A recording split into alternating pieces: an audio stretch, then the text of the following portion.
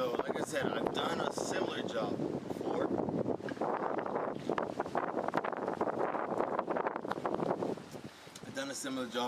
Where my thrower went out and I replaced it.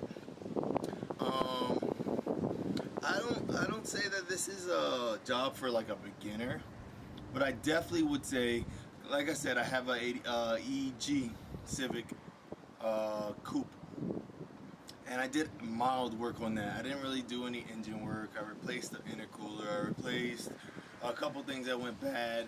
That also has coilovers. It has function informed coilovers. It also has XXRs. It doesn't have any exhaust or whatever. I didn't put a stereo system in there, so it has a head unit, kicker, amplifier, kickler subwoofers. Like, it has a couple things. So wouldn't say I'm an expert at all. I still have a lot of learning to do, but I think I could get this job done, no problem. Yeah. Hey guys, this is NV. This is the second part to my clutch install I did back in February.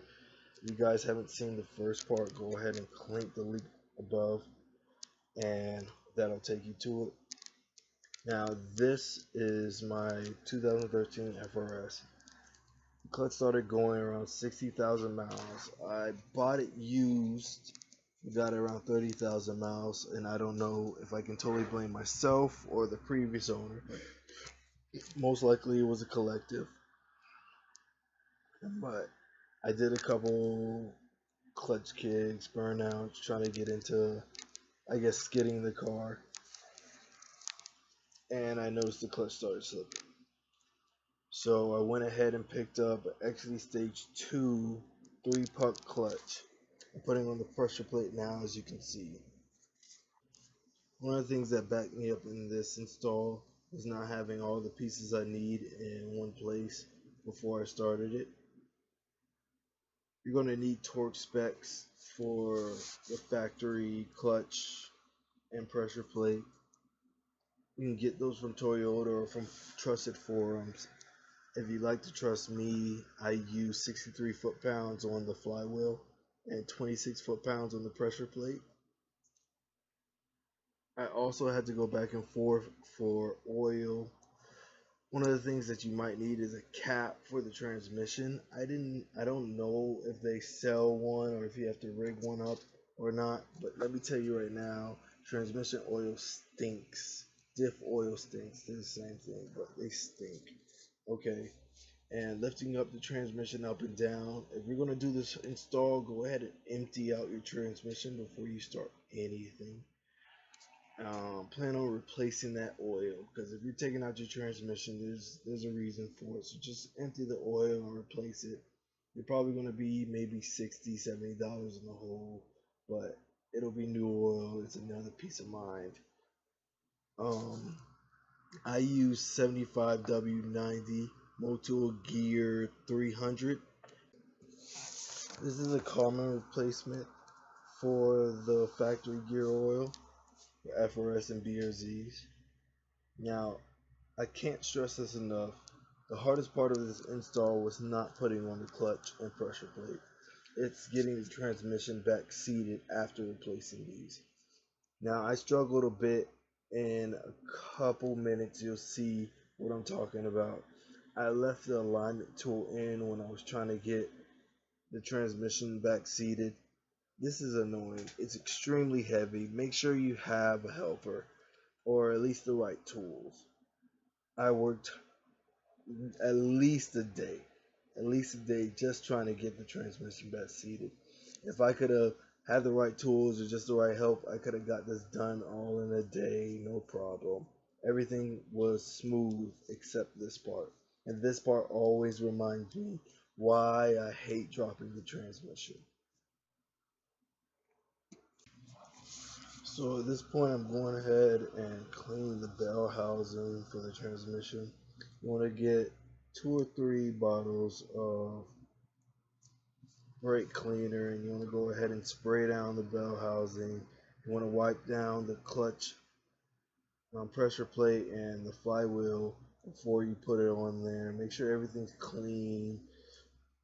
You don't want anything to get in and then seat incorrectly or have grease and just throw something.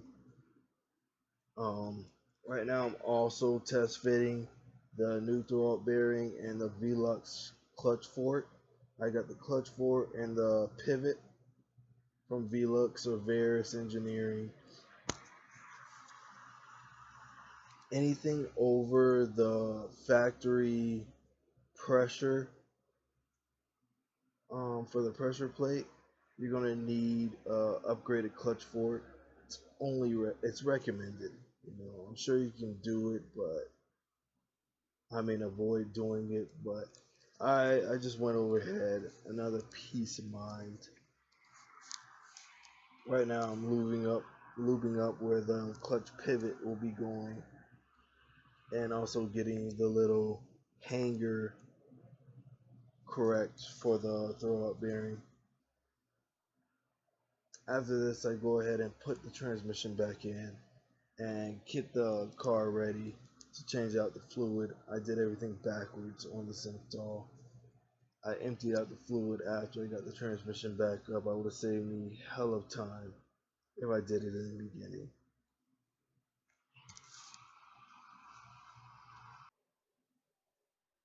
So this is me buttoning up everything. I have the transmission back in place. I couldn't stress this enough. Don't do it by yourself. I had a hell of a time trying this. After I go ahead and put in the drive shaft, I get my exhaust buttoned up. I go ahead and drop the car. My specific clutch needed a break-in of 1,000 miles. Go ahead and take your time doing this.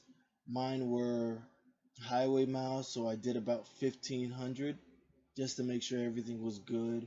Slip in the clutch, and you might have to change the clutch engagement point. Be careful, because when doing this, you can change it so the transmission is not catching or it's catching too much. Thanks for watching, guys, and peace out.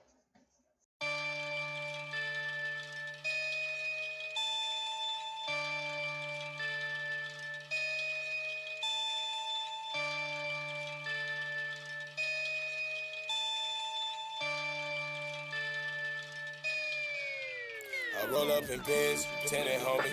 I'm not the killer, the killer's with me. Came in this bitch with hundreds on me. Just wanna know who's spinning with me. Roll up in Benz, tenant homie. I'm not the killer, but killer's with me. Came in this bitch with hundreds on me. And y'all wanna know who's spinning with me. I roll up in Benz, tenant homie. I'm not the killer, the killer's with me. Came in this bitch with hundreds on me. Just wanna know who's spinning with me. Roll up in Benz, tenant homie. I'm not the killer, but killer's with me. Came in this bitch with hundreds on me. Y'all wanna know who's spinning with me. No, these fools didn't come in here smelling like $1 million bucks. Damn. No, these fools didn't try to hot box out a nigga truck. Damn. Pull up to the jazz fest wearing camouflage like a lieutenant. Like a renovate a nigga driveway trunk feeling like a guy